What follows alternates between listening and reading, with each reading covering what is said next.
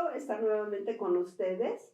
Ahora, en esta ocasión, es un placer verdaderamente recibir a alguien que es muy conocido para ustedes, que siempre es un gusto platicar con ella, y se trata nada menos que de la química Eli Guzmán, que es la actual presidenta de la Asociación Mexicana de Medicina Transfusional. Bienvenida, Eli. Muchas gracias. Muchas gracias por haber aceptado esta invitación para participar en nuestra sección En Voz de los Expertos. Muchas gracias a ustedes, Rocío, por la invitación y por la confianza.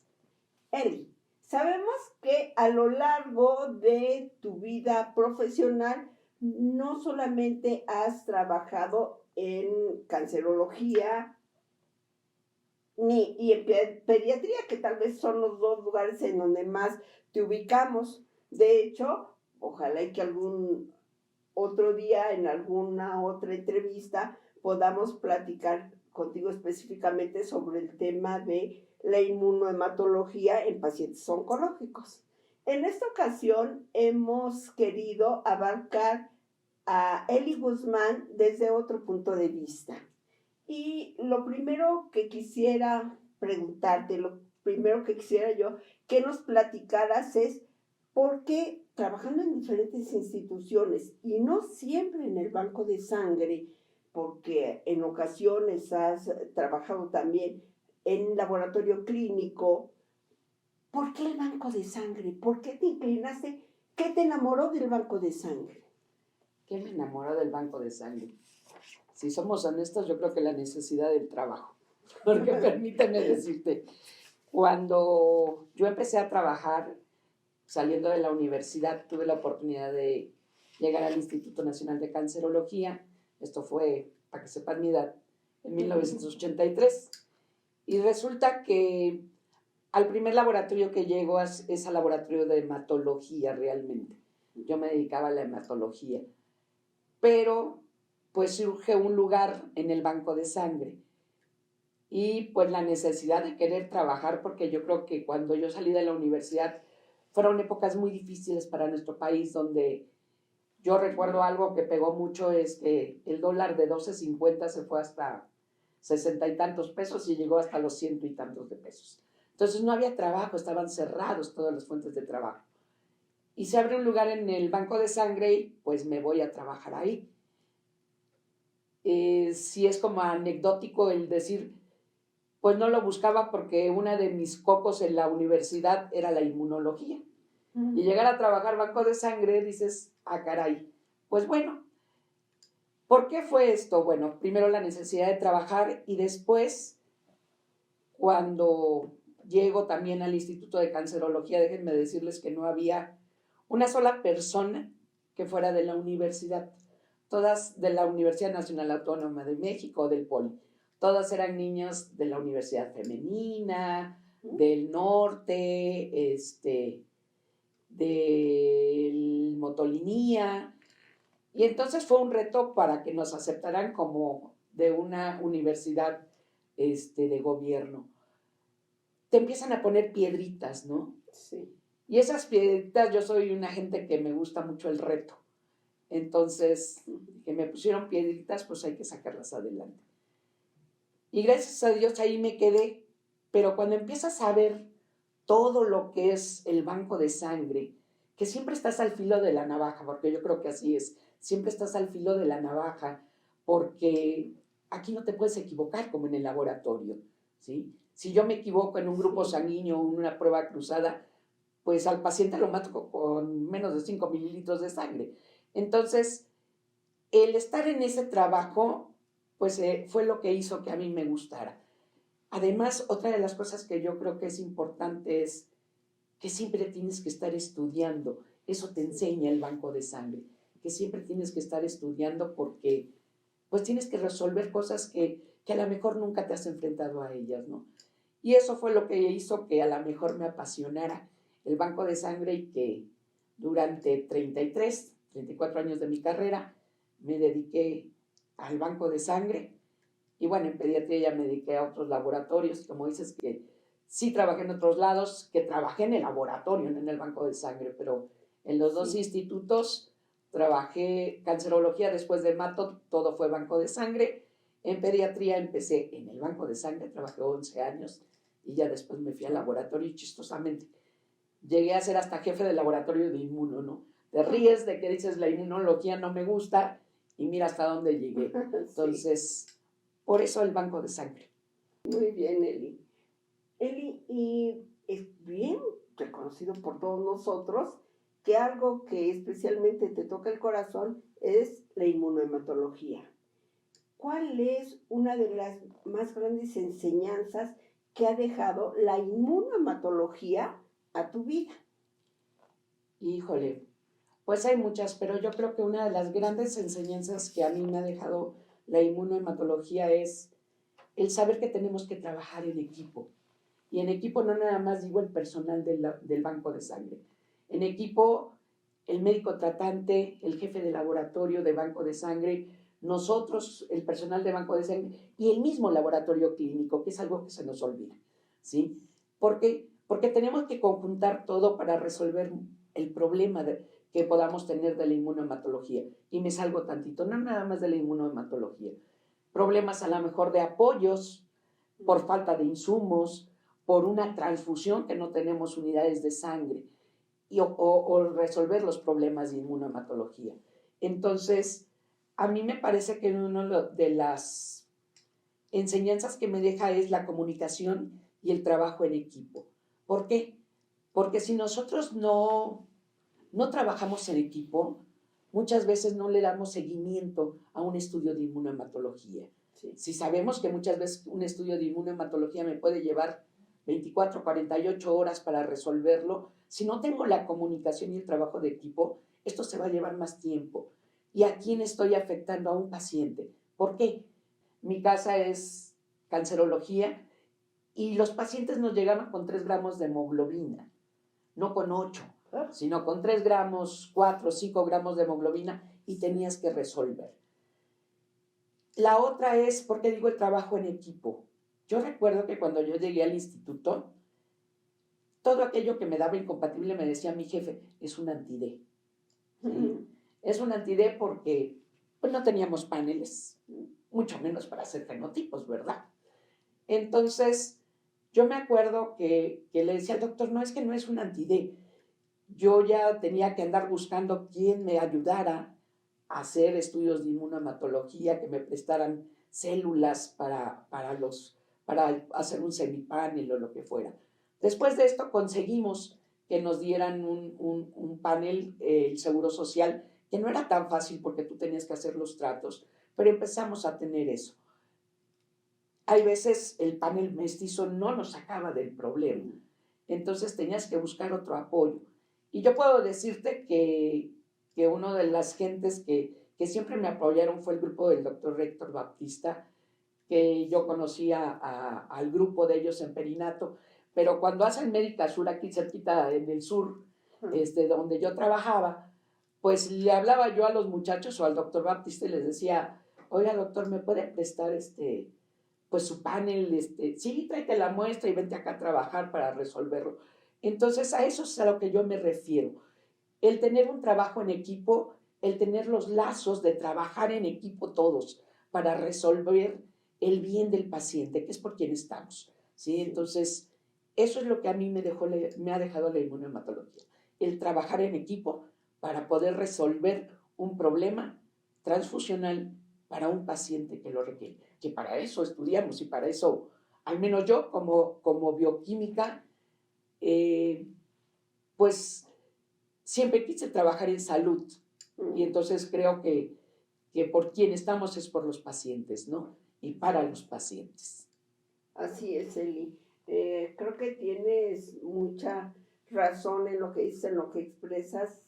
Además, me parece que hablando de esta comunicación, de este trabajo en equipo, todas las personas que hemos trabajado en un banco de sangre como que es algo peculiar, algo que nos distingue, que cuando se trata de resolver algo para un paciente, pues estamos listos para podernos comunicar con el compañero para podernos comunicar con el banco de sangre que está a un lado, y además el banco de sangre que está a un lado está siempre dispuesto a cooperar y ayudarnos. Se han hecho redes de comunicación, yo diría que estrechas y bonitas entre nosotros.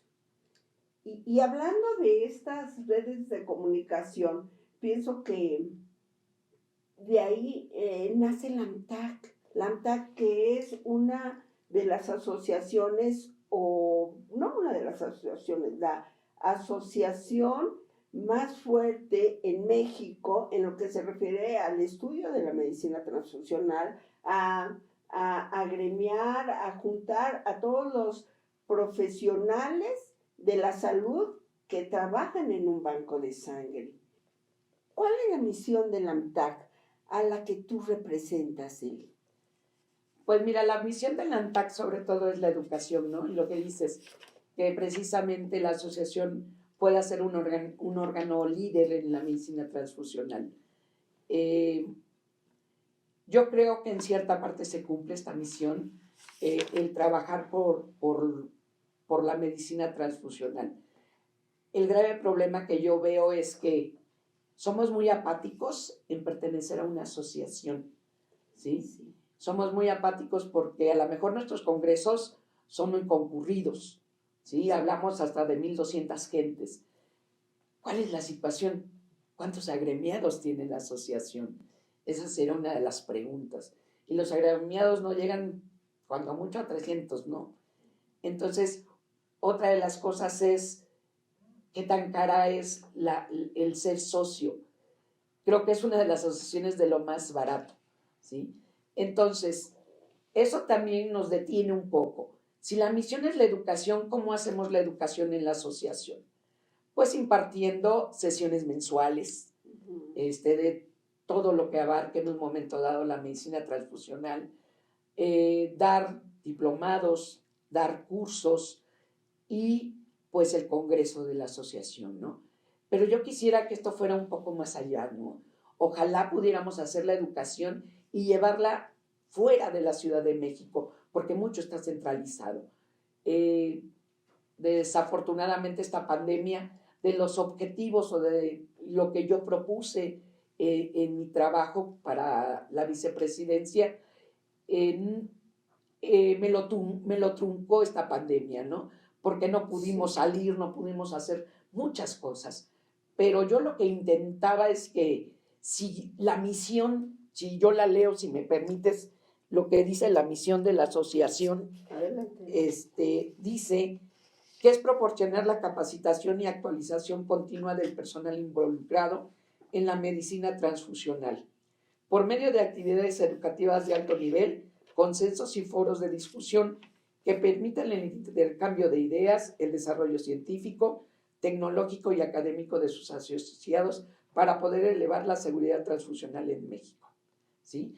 Entonces, dice ahí que hagamos muchas actividades, ¿sí? Otra de las cosas que hagamos muchas actividades, y esto no nos lo permitió la pandemia. Yo, por ejemplo, en este sentido sí estoy frustrada porque sí me hubiese gustado hacer pues mucha más educación, ¿sí? Poderla llevar a provincia, poder en un momento dado que fuera gente al extranjero, que tuviera instancias para poder hacer esta educación mejor para nosotros.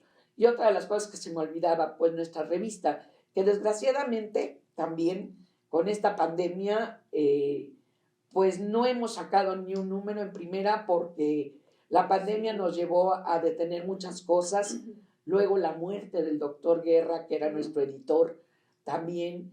Y pues ahora invitamos al doctor Sergio Sánchez, que fue el primer médico con la especialidad de medicina transfusional. Y pues no he visto mucho el gran apoyo de esto. Pero creo que esa es la misión de la asociación, tener educación en la medicina transfusional, y me parece que ojalá fuéramos líderes, como dices, en un momento dado, de la medicina transfusional. Sí, Eli, muchas gracias, tienes razón.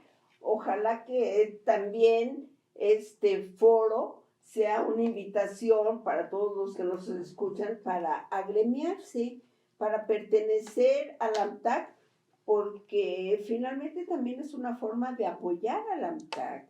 Un AMTAC que lo vemos en los congresos, nos da un muy buen congreso cada año, lo vemos en estas sesiones ininterrumpidas, mensuales, que se presentan en esta revista que nos ha hecho falta y a la que extrañamos. También es una forma de dar un apoyo el agremiarnos. Ojalá que la gente que nos escucha pues se inscriba o renueve su inscripción, porque seguramente hay muchos inscritos que han olvidado de momento esta parte, y bueno, qué bueno sería que continúen perteneciendo a esta asociación. Y Eli, ¿qué fue lo que te llevó? ¿Cómo nace en ti esta inquietud de ser la presidenta del AMTAC? ¿Por qué ser la presidenta? Eres una persona con actividad, con mucha actividad dentro de los congresos mismos del AMTAC, porque siempre has participado, se te invita como ponente, y después, ¿qué es lo que hace que nazca en ti esa idea de ser la presidenta del AMTAC? Pues yo creo que lo mismo, la educación es lo que me motiva, ¿no? Sí. Yo estuve, como tú lo sabes, 4 años de tesorera en la asociación. Cuando recibimos esa asociación, pues estaba con números rojos, con deudas, con muchos problemas, hasta legales, por un accidente que hubo durante un congreso y demás. Y siempre me motivó. Yo me acuerdo que, pues, me decía la doctora Bravo, que en ese entonces era la presidenta, es que no va a ir gente a nuestro congreso. Y yo siempre he sido muy positiva. Es decir, sí va a haber gente en el congreso, ¿no? Fue muy padre ver el apoyo de las casas comerciales para poder llevar este congreso, un congreso en Chiapas, que creo que fue muy, muy importante, porque yo me acuerdo que decían, va a llegar 600, 700 congresistas, y cuál fue nuestra sorpresa, tener más de 1000 congresistas, ¿no? Me motiva eso porque una de las cosas que yo perseguía, al fin como bioquímico, yo venía de una asociación mexicana de bioquímica clínica, donde yo veía que tenían su propia casa, donde uno tomaba cursos o dábamos cursos. Entonces yo quería algo parecido a esto, ¿no? Que tuviésemos unas oficinas donde pudiésemos trabajar administrativamente y además llevar la educación, ¿sí? Entonces lo logramos. En 4 años logramos poder tener una casa para la asociación que sirviera. Yo me acuerdo que algunos de los proveedores me preguntaron, ¿para qué quieres una casa? Pues para que haya aulas donde se pueda impartir educación para todos nuestros agremiados o no agremiados, ¿no? Y pues algo que empezamos en el 2009 fue haciendo nuestro primer diplomado de medicina transfusional. Entonces, eso es lo que me conlleva a mí a poder entrar a la presidencia. ¿Qué puse yo como objetivos o ganas de llegar a hacer? Lo que te decía, poder llevar la educación a provincia, apoyar los concursos, ir y llevar profesores a los diferentes estados de la República, y luego poder llevar gente o mandar gente que fueran nuestros agremiados, porque eso sí hay que ser muy honestos, tendrían que ser nuestros agremiados, y mandarlos a estancias a otros países, para que entonces hiciéramos aquello que se llama la educación en cascada, ¿no? Mandas gente y esta misma gente te va a apoyar en ir enseñando a otras más, y que esto se vaya siendo más expansivo en nuestro país. Eso es por lo cual yo me propuse para presidenta, por la educación, por hacer más cosas, por hacer más cursos que llegaran a muchas gentes. Muchas veces la gente de provincia nos dice, no, es que ustedes en el diplomado como experiencia o en los cursos, es que pues ustedes nos hablan de lo que ustedes tienen aquí. Pero yo me acuerdo de una anécdota por ahí de un niño, de un químico de Guerrero o de Oaxaca, no me acuerdo. Me acuerdo que les mostrábamos los desplasmatizadores, ¿sí? Para la separación de sangre, y él chistosamente nos dijo, me están presentando algo que ya es muy sofisticado cuando a mí me llegó apenas el de las placas, donde desplasmatizábamos manualmente, ¿no? Entonces yo creo que no necesitas salir a provincia para darte cuenta de que hay una falta de enseñanza. Una falta de enseñanza en el sentido de que yo me voy en los alrededores de los hospitales más pequeños de la Ciudad de México y existe la misma necesidad, ¿sí?, de educación, porque muchas veces no llegamos allá. Ahora, una de las cosas importantes que me parece, debemos de recordar que todos los profesionales tenemos que invertir en nuestra propia educación, ¿sí? Tenemos que invertir en nuestra propia educación si queremos ser buenos profesionales y buenas personas en la atención de nuestros pacientes, me parece. Entonces, eso es lo que a mí me motiva mucho la educación, ¿sí? ¿Por qué? Porque yo lo viví cuando yo llegué a trabajar. No había dónde tomar cursos de la inmunohematología. Yo recuerdo que pues el único lugar en ese entonces era el centro médico con la quimicalista Quintanar, y más estaba dada hacia los médicos y a su gente del Seguro Social. Yo recuerdo que empecé a tomar los primeros cursos por mi maestro de mato que nos contactó. Había la Asociación de Químicos del Centro, porque existía la Asociación de Químicos del Centro, del Sur y del Norte, y de aquí parece que sale con aquí. Y había un químico, Dante Bertelot, que fue el primero con el que yo tomé los cursos de inmunohematología, ¿sí? Alguien que nos enseñó desde las bases, ¿sí? Desde buscar aquella fisicoquímica que vemos en la reacción antígeno-anticuerpo, como es el punto de equilibrio y demás, ¿no? Entonces, pues fue con el primero, y ya después cuando Elisita daba algunas veces cursos de inmunohemato en la Asociación de Bioquímica Clínica, pues también me apuntaba e iba, ¿no? Y después ya tuve la oportunidad, ya estando en el Instituto de Pediatría, que yo ahí entré en el 87, pues tuve la oportunidad de que me mandaran ahí a aprender esos cursos de estancias que eran de 6 meses, que ahora son diplomados, en inmunohematología, ¿no? Entonces, toda esa carencia que había, pues a mí siempre me preocupó, y por eso siempre ha sido el pensar en la educación, ¿no? Sí, pues tendríamos que dar, o Eli nos tendría que dar otros 2 años como presidente de la ANTAC para poder hacer realidad tantas cosas que esta pandemia no nos permitió hacer. Es una realidad que la pandemia nos sorprendió a todos y nos dejó con la pluma en el tintero, con las manos, con los guantes, en muchas cosas. Para la ANTAC, ¿cuál ha sido el principal reto durante esta pandemia, Kimberly?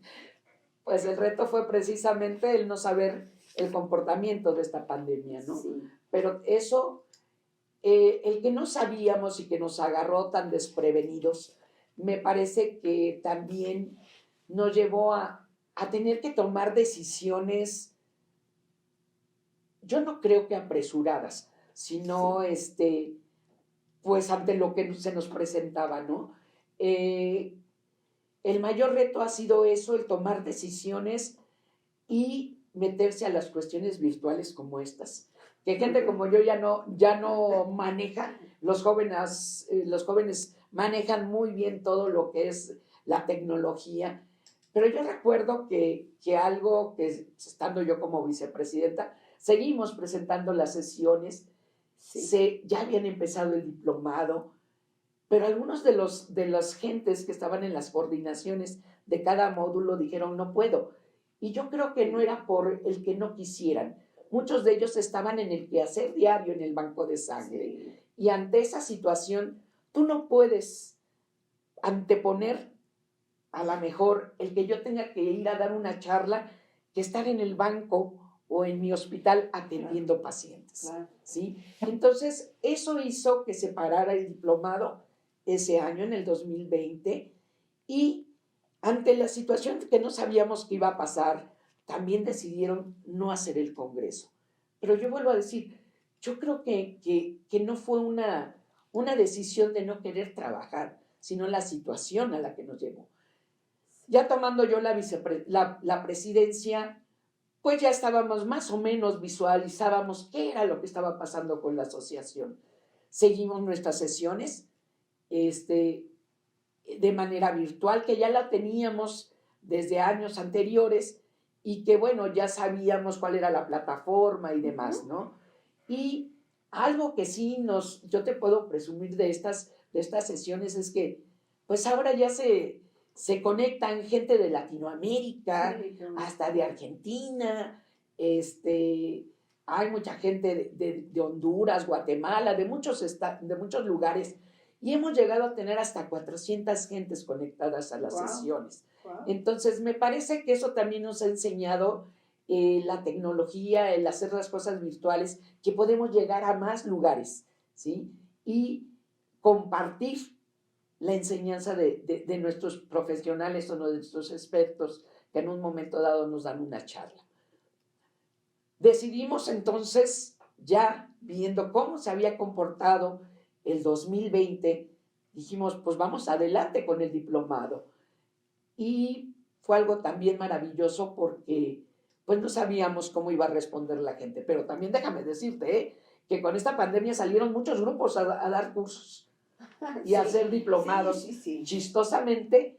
Y fíjate, yo creo que es un área de oportunidad el banco de sangre, porque como hay gente que ahora da diplomados de medicina transfusional o de inmunohematología. A mí me da gusto, por un lado, ¿sí? Porque yo sufrí el que no hubiese, pero también me da el temor de decir que cualquier gente con menos experiencia, si a mí todavía me da preocupación hacer un diplomado, que haya gente que diga, no importa, vamos a dar diplomados y como salgan, ¿sí? Cuando muchas veces se nos olvida a veces las bases de la inmunología, de la reacción antígeno-anticuerpo. Entonces, hacemos el diplomado y fíjate que en el 2021 tuvimos 50 alumnos. 50 alumnos y de los cuales había varios también de otros países. Entonces eso fue algo padrísimo. Y dijimos, bueno, pues nos aventamos a hacer el congreso también, ¿no? Pero déjame decirte que para hacer el diplomado, pues tuvimos que buscar plataformas. En primera, si conseguíamos compañías, son extremadamente caras. Entonces el diplomado le teníamos que poner un precio altísimo cuando pues no era esa la situación. Lo que queríamos era que fuera accesible a la gente. Entonces tuvimos que buscar plataformas, buscar gente joven que nos apoyara a manejar estas plataformas para poder hacer el diplomado. Y gracias a Dios salió. Después dijimos, pues va el congreso, ¿no? Ya un año no hubo congreso, vamos a hacer nuestro congreso. Y pues también yo considero que el congreso a mí me dejó muy satisfecha y creo que también a toda la mesa directiva, porque tuvimos más de 600 congresistas. Y pues fue nuestro primer congreso virtual, pero que nos dejó mucha enseñanza porque, vuelvo a decirte, yo creo que llegamos a los lugares recónditos de aquella gente que a lo mejor no puede asistir a un congreso porque no tiene la economía para ir, ¿no?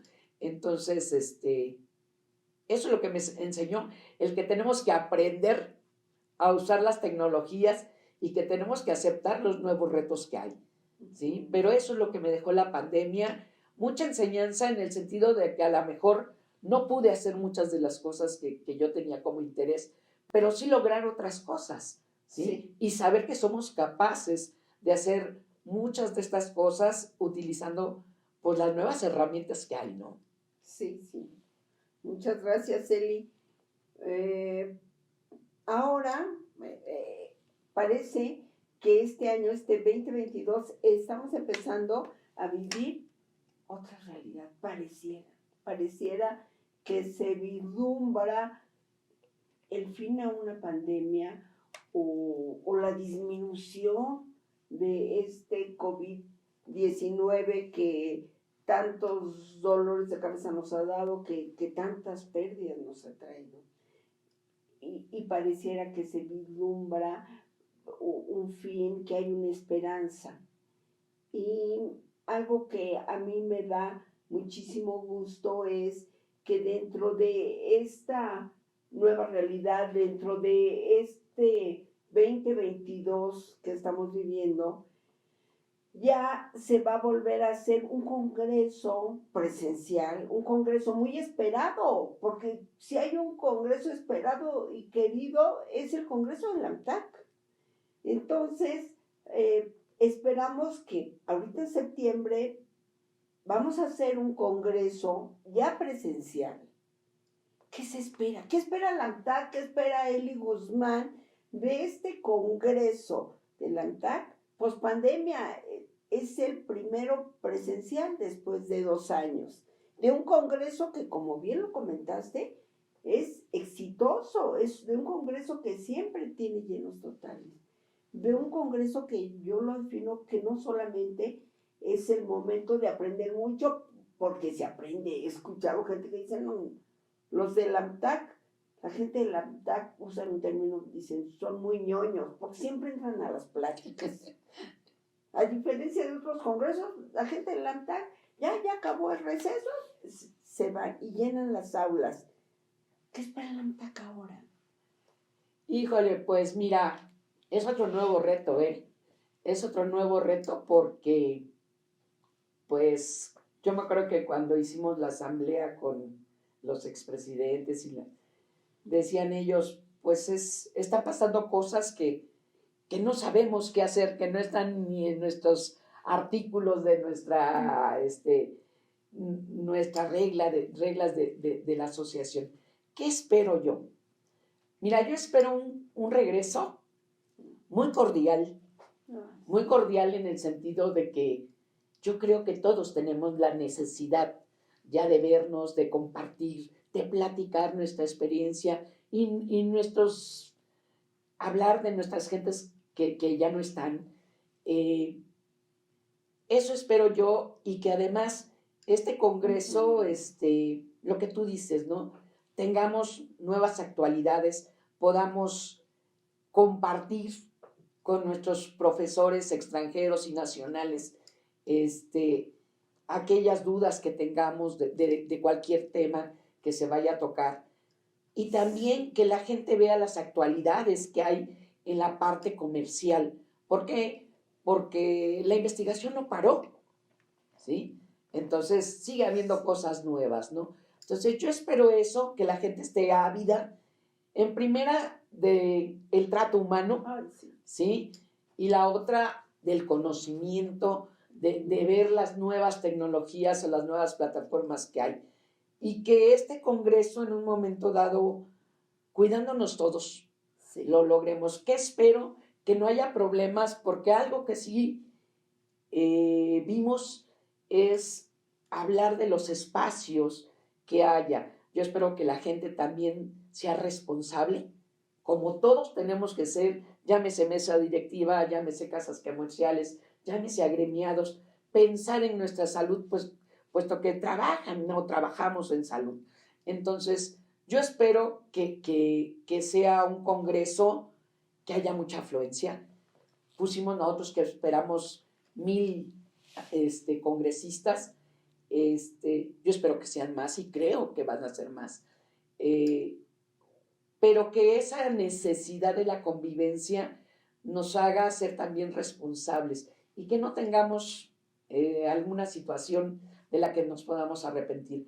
Estamos viendo, una de las cosas que, por ejemplo, estaba pensando es hacer pruebas de COVID, pero bueno, platicando en la mesa directiva decían, tenemos que ver el comportamiento, porque a lo mejor ya no va a ser funcional hacer pruebas de COVID para esa época, ¿no? Sí. Entonces, sí tratamos de buscar un área como es Mundo Imperial, que tiene un espacio extremadamente grande, que nos da la posibilidad de que tengamos los espacios más grandes de lo que teníamos siempre. Si hoy hablamos que entre España están eran de 3 metros, ahora van a ser de 5 metros por guardar la seguridad de la gente. Entonces, yo espero que la gente nos responda a esto y que nos dé la confianza de que vamos a cuidarlos, ¿sí? Y nos vamos a cuidar todos. Entonces, yo espero que sea un congreso, pues, bastante concurrido.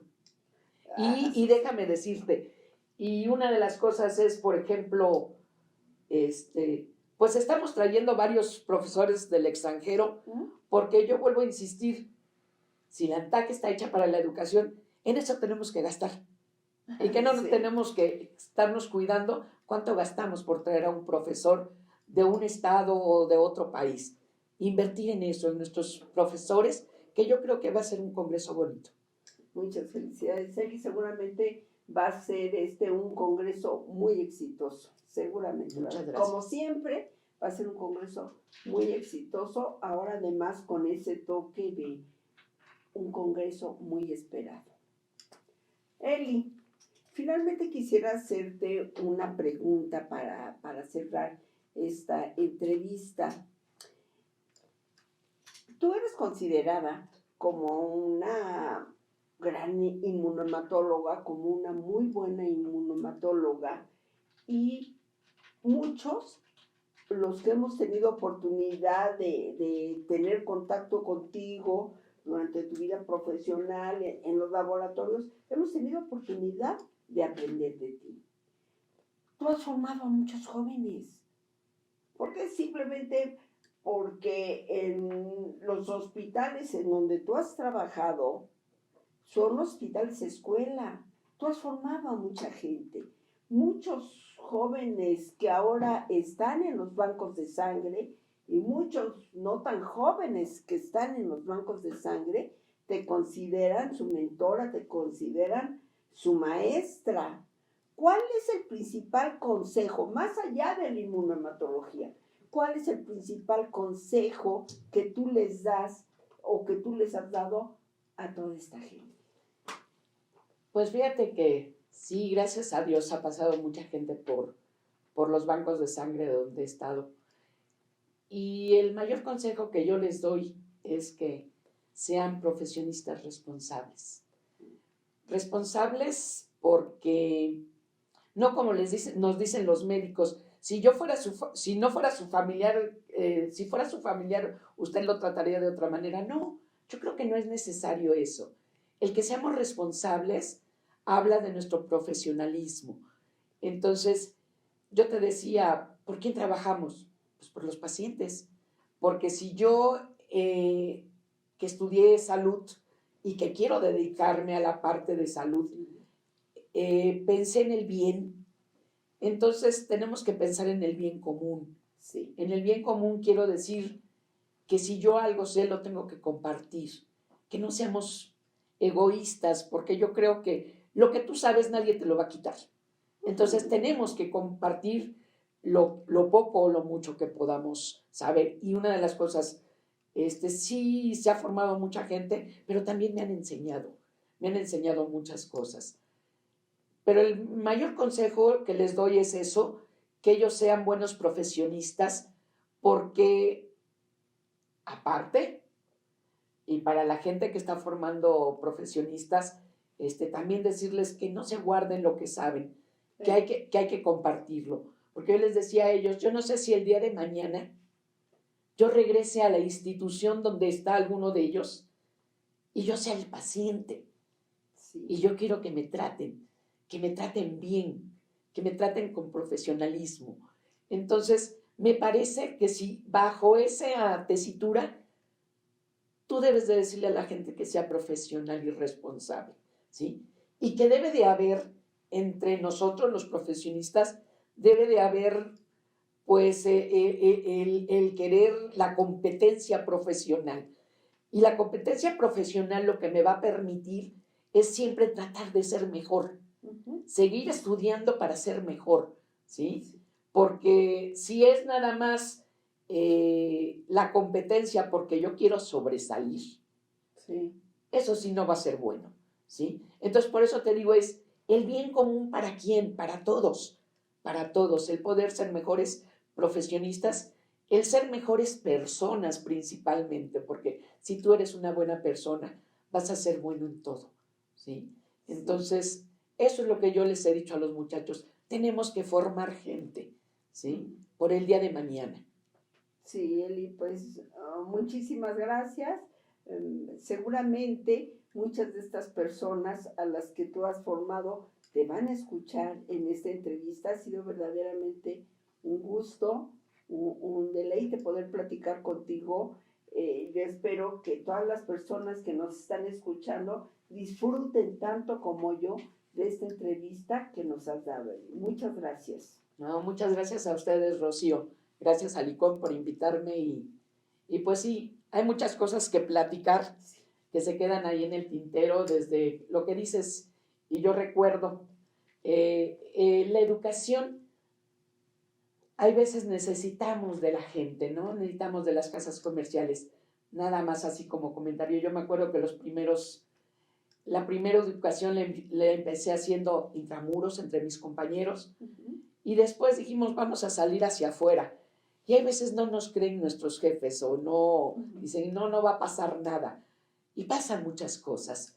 Yo recuerdo que el primer curso que fuimos a dar a provincia, bueno, en los primeros cursos te voy a decir que había una compañía holandesa, Organotécnica, ¿sí?